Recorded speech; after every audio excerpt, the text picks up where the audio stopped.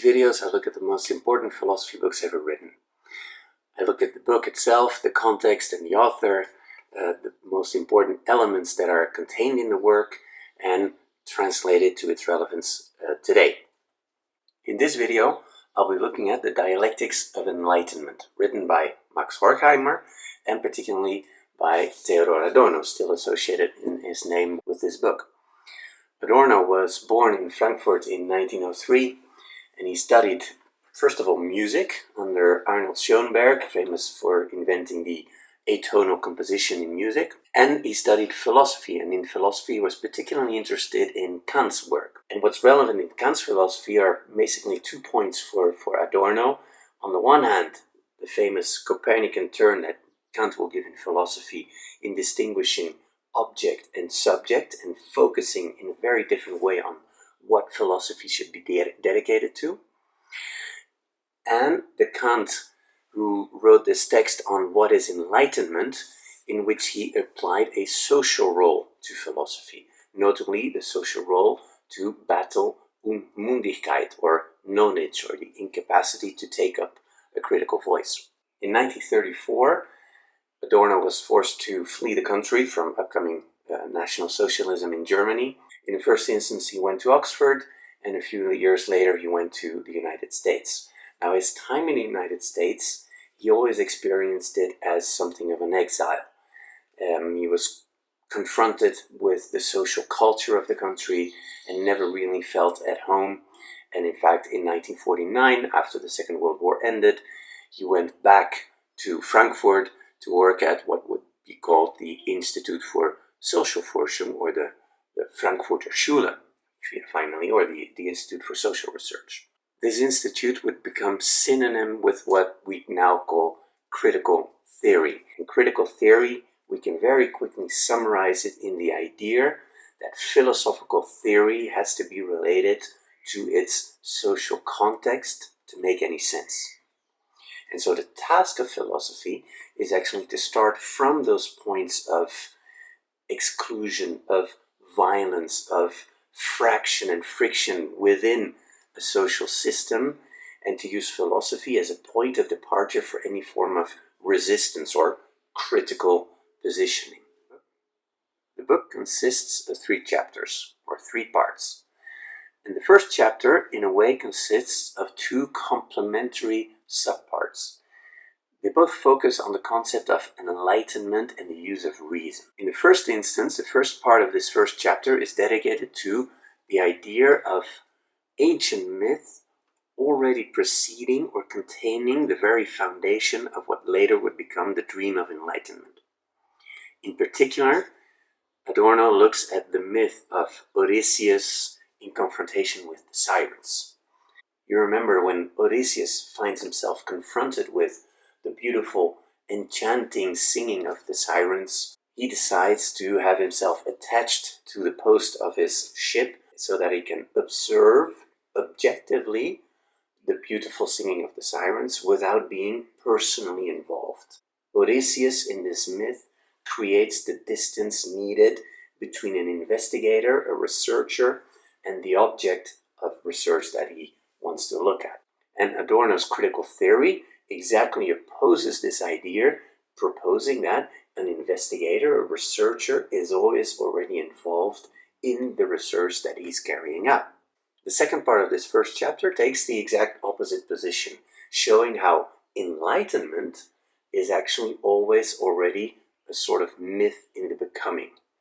Enlightenment, if we take it as embodied by Kant's philosophy, is this confidence in the use of pure reason to improve our world and to come to a complete and total understanding of our existence. But the problem that critical theory sees in this predominance of reason is that it does not allow for an outside or an other. And as a result, any system that is created in an enlightenment kind of philosophical endeavor will be inherently totalitarian. If we look, for example, at Hegel's philosophy, his phenomenology of spirit tries to show how the entire history of the world and of our thinking and acting is encompassed in this one advancement of spirit to its self-knowledge. And as a result, in this philosophical system of Hegelian spirit, there is no outside, there is no other, but everything that is outside ultimately becomes a part of that same system. And the obvious problem that Adorno has with this kind of philosophical effort of Enlightenment thinking is that any absolute abstraction, any effort from reason as such, will create its exclusion and its violence to those excluded parts. No system can cover the whole. The second part of Dialectic of Enlightenment is probably the most famous chapter. It's the chapter in which Adorno and Horkheimer focus on their critique of the culture industry. The culture industry, for Adorno particularly, is the privileged field in which we could observe the dialectic of enlightenment at work. And what we find is a culture industry that is wholly at work in its effort to unify in cinema, in music, in journalism, to create a sort of sameness across all the different individuals that are being served. So each individual preference in culture and in tastes of music or cinema or otherwise is being served, but in such a way that behind those apparent differences of choices and the variety of market offer lies the very same repetitive mechanism of unifying power. The surprising and almost counterintuitive result of this culture industry is that, in fact, each individual imagination is ultimately impoverished. In the end, all these different tastes and offers end up in the very same sort of mass product. When we look, for example, at blockbuster cinema products, we notice how all these movies that seem different ultimately have the same effect. They put our minds on inactive. They put us to sleep, and they produce its own millions of consumers. So the different individuals end up being reduced to a model consumer, each wanting ultimately the same thing. This consumer producing effect of the culture industry is in fact related to the broader context of capitalism. Amusement and relaxation in culture, in cinema, in music is ultimately an extension of labor. In labor, from 9 to 5, we spend the energy that we have in our work products, and in the weekends we get the amusement industry that lets us relax, that puts us at ease, that doesn't demand any effort.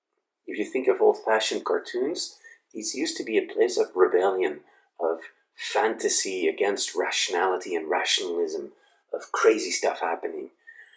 But today's cartoons are basically just illustrations of the domination of technological reason.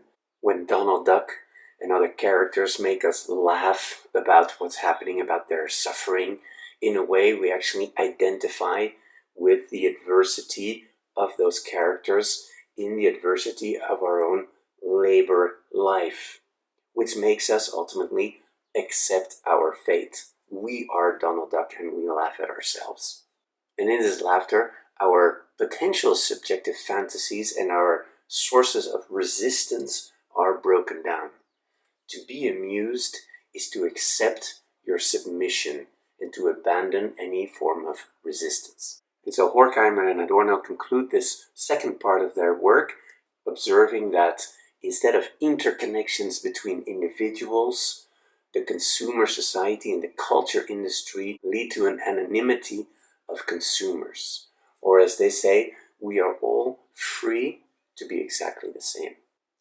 In the third and last part of the Dialectics of Enlightenment, Adorno will focus on a very central issue for himself, that of anti-Semitism.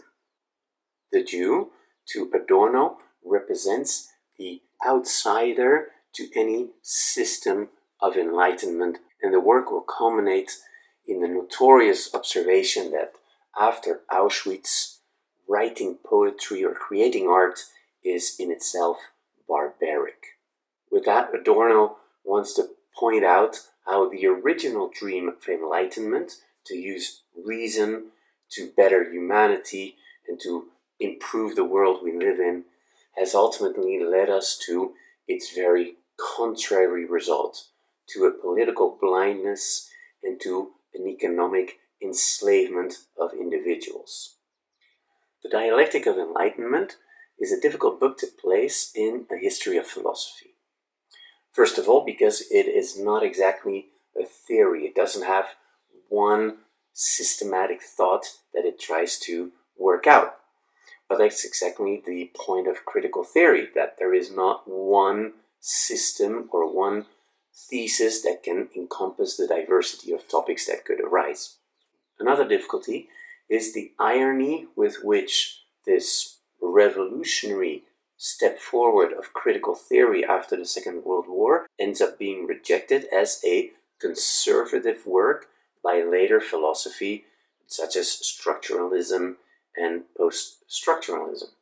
The main problem that these later schools of thought find is that critical theory basically inverts the priority in thinking between subject and object, this Kantian revolution, but they still keep the same dialectic in place. They start looking at the object instead of the subject, but the very mechanism of a dialectical opposition is maintained. So structuralism and post-structuralism will turn out to be more radical in trying to abandon this opposition by undoing the unity of the subject as such. But the relevance today of Adorno and Horkheimer's book shouldn't be underestimated. First of all, there is this recognition of the rupture, of the breaking point between a pre- and a post-Auschwitz effort of philosophy. Adorno will be the first to point out how since Auschwitz, no totality could ever be thought or even allowed to be thought again.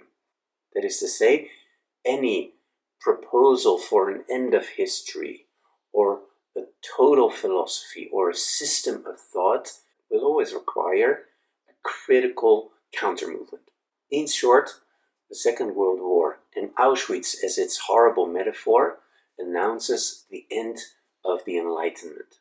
Any system or any system of thought is inherently violent and barbaric, and any illusion of reason as being the solution to our problems will ultimately turn into totalitarianism. Another important point that still makes this book worth reading is Adorno and Horkheimer's analysis of the culture industry.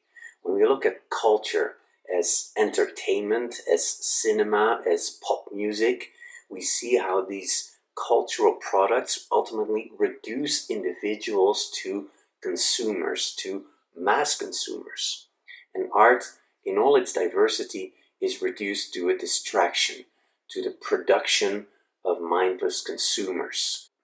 In the light of such a philosophical tradition founded on an enlightened trust in reason, or the search for systems or central theses that explain everything, and in the light of cultural industries that aim at conformity and mindlessness, critical theory is one of many tools that philosophy can actually offer to think otherness.